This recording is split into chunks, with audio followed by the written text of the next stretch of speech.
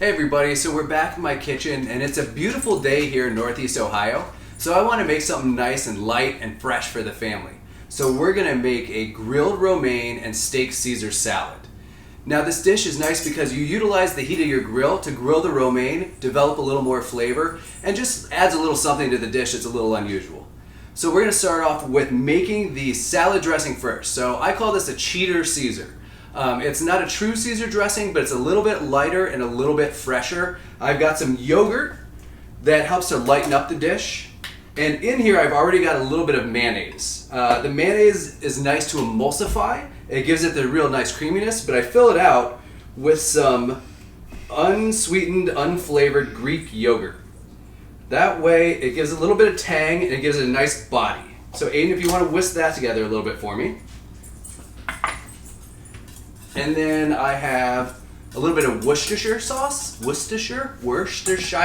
However it's pronounced, Worcestershire sauce. A little bit of that. Again, this adds a little umami, a little saltiness to the dish, which is really nice. Aiden does not like the smell of Worcestershire, apparently. I've got some fresh grated garlic. We'll go in with that. Lemon juice. And some olive oil. And the olive oil is really there for flavoring because the Caesar salad really depends on that olive oil to give it kind of the traditional flavor it has. Now, this is an optional ingredient, but I really like it. It's anchovy paste. As you can see, I go through this stuff pretty fast. I think it adds a lot of depth of flavor, a little saltiness, a little umami. And in traditional Caesar, you have anchovies in it. So I usually just buy this tube of anchovy paste and keep it on hand. So I'll put about a teaspoon of that in, and I'm a big fan of this stuff. Okay. And then a little bit of pepper. And some Parmesan cheese. So I'm going to save half of this Parmesan to finish the dish, but half I'll put right into this salad dressing. All right, Aiden, if you want to give it a quick, another whisk around, and then that's it. Super easy cheater Caesar salad dressing. We love it around here, and it makes for a kind of lighter version of a Caesar salad dressing. And the next thing we'll do is prep our greens here. So this is just a head of romaine. I left most of the root on because that'll help keep it together.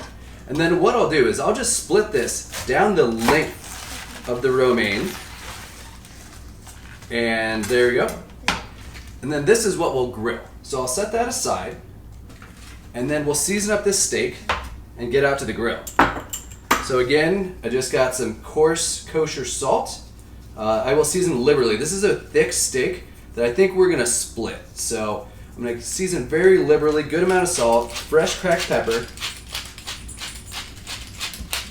Get it good on both sides. And then we will get this out to the grill, grill up the steak, and then get that romaine, just a high, quick sear over the hot coals, and then we'll have ourselves a nice steak and salad. So the first thing I'm gonna do is get the steak on the grill. Now what I've done is I've built kind of a two-zone fire here. So I've got coals all along this half of the grill, and then this half is just empty.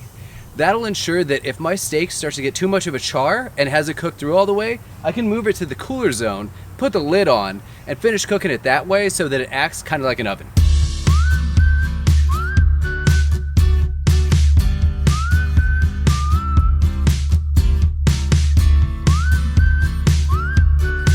I see that I've developed a good crust on both sides of this steak, but it's not quite there yet.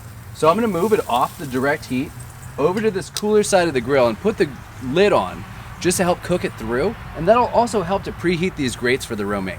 So I'll check the temp of this again just to see if my doneness has been achieved. And yeah, I'm perfect. I'm right about 120.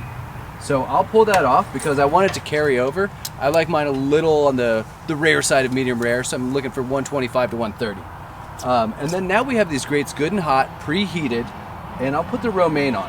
Now the romaine, I've sprayed lightly with some non-stick spray just to help that caramelize a little bit. And I'm gonna press this down onto the grates a little bit because I wanna see that char. And we're not gonna grill both sides of this romaine. We're just trying to get a little bit of a char, a little crisp on that cut side. It'll help develop the flavor and give an extra depth to this salad. These have been on here just a few minutes over high heat, just enough to develop a little crisp. So you can see there's a little bit of a char on there. Grab any loose leaves here and just pull all this romaine off the grill. And now we'll go inside and plate it up and serve it up family style. First thing I'll do, I'll get a little bit of this cheddar Caesar down to kind of hold the lettuce onto this platter. And then I'll lay my romaine down, and we're doing this family style. And we can just dig in, pull out what we want to eat. There we go. That over there a little bit.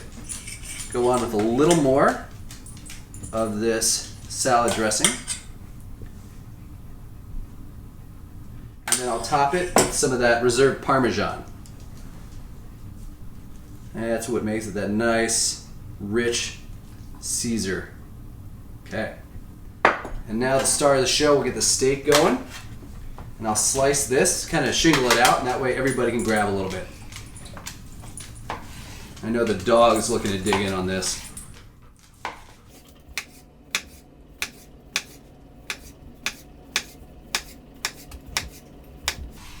Right, now I'll try and get this all on there at once. And I like to shingle it a little bit.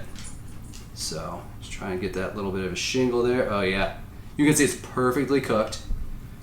Like I said, I pulled it a little early, let it rest while I was grilling that romaine, which is a perfect opportunity to get that romaine going.